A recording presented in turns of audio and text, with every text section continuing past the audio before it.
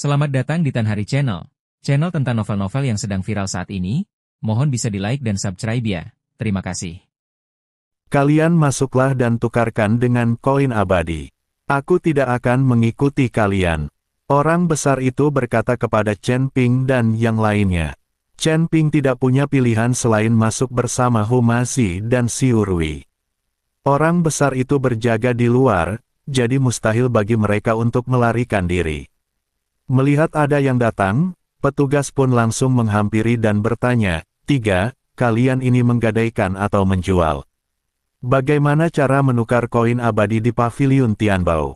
Chen Ping bertanya. Pelayan itu memandang Chen Ping dan yang lainnya, lalu tersenyum dan berkata, "Kalian bertiga baru saja diantar ke sini lewat jalan raya, kan?" Chen Ping mengangguk dan tidak menyembunyikannya. Lagi pula, dia tidak dapat menyembunyikannya. Dengan kekuatannya di alam abadi tingkat pertama, semua orang tahu bahwa dia dibawa ke sini oleh Dao Agungel. Kami menentukan harga berdasarkan barang di sini.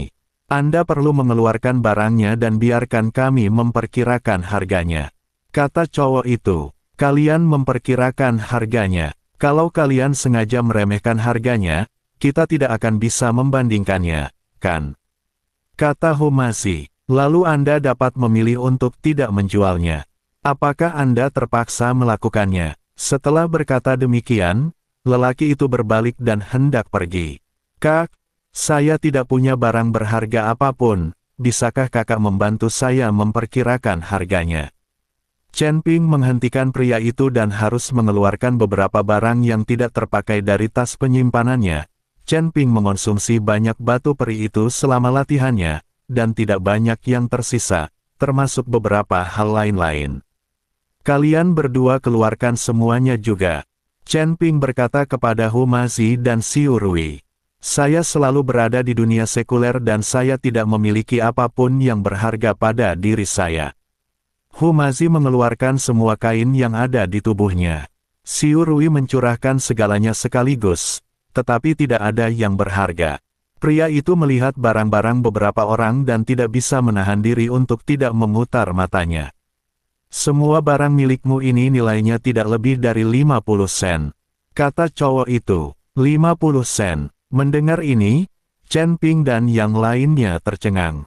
Nilai total barang milik ketiga orang itu hanya 50 koin peri, yang jauh dari 1000 koin peri. "Adik kecil, kamu pasti salah. Semua barang milik kita ini adalah harta karun," kata Humazi. "Itu adalah harta karun di dunia bawahmu, tapi itu adalah sampah di dunia bawah kita." Orang itu berkata dengan penuh penghinaan.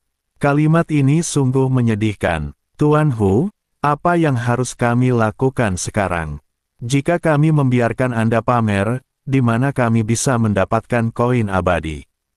Chen Ping berkata tanpa dafa. Humazi juga tampak khawatir, lalu berkata, "Chen Ping, kamu masih punya beberapa senjata ajaib, mengapa kamu tidak mencobanya? Mungkin saja itu bernilai." Chen Ping menatap Humazi dengan waspada dan menggelengkan kepalanya, "Jangan pernah berpikir untuk mengambil senjataku. Aku tidak akan menjualnya kepadamu. Sekalipun aku menjualmu, aku takkan menjual senjata-senjata ini."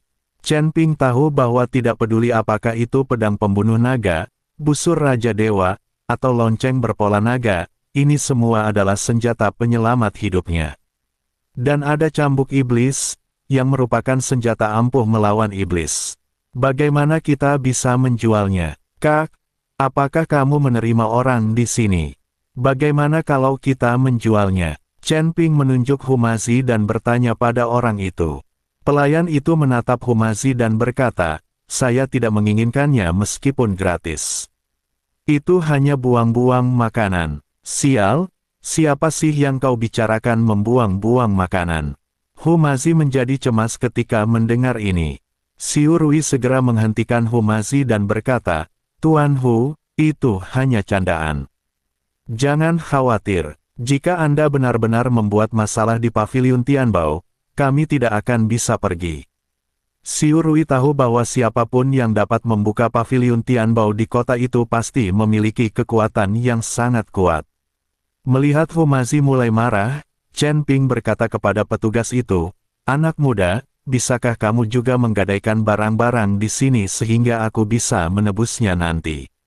"Tentu saja boleh, tetapi ada batas waktu untuk menggadaikannya. Jika tidak dikembalikan dalam batas waktu tersebut, barang tersebut akan menjadi milik kami." Pria itu mengangguk dan berkata. Chen Ping memikirkannya dan mengeluarkan token yang diberikan Niu Li kepadanya. Karena token ini diberikan oleh Niu Li, mungkin saja token ini bernilai sejumlah uang. Bagaimanapun, Niu Li adalah seorang putri.